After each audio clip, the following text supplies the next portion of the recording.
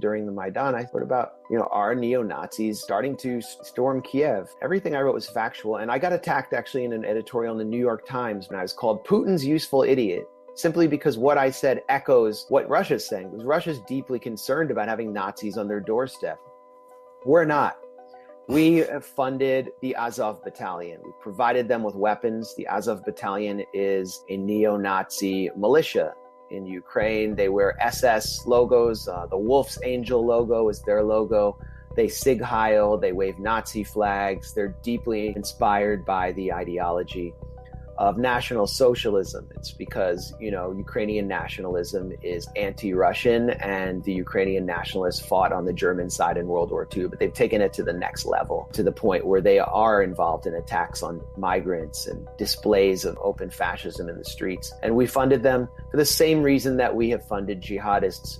I would say that we funded the FSA in Syria and wound up kind of tacitly supporting Salafi jihadi rebels, which is that they're the best fighters against Russian separatists. And we don't care actually globally about combating Nazism. That's just the concern for cynical geopolitical power games outweighs that 1,000-fold. It was only Representative John Conyers, and I know his staff, they're just really smart people who are progressives who were worried about this, putting forward a resolution calling for the U.S. to cut off the Azov Battalion.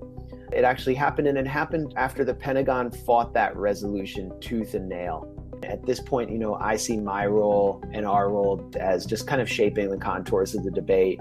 But I think, we can help amplify and clarify issues that have been ignored that are really uncomfortable for the democratic establishment. Foreign policy or international issues where you do have a bipartisan consensus in Washington that agreed on Libya, that agreed on funding the Syrian rebels, that agreed on funding the Azov Battalion through the House Appropriations Committee's black budget at a time of polarization in Washington on domestic issues. And I think that's really one of the sweet spots we have to hit. And then we have to help people understand the price we pay back home.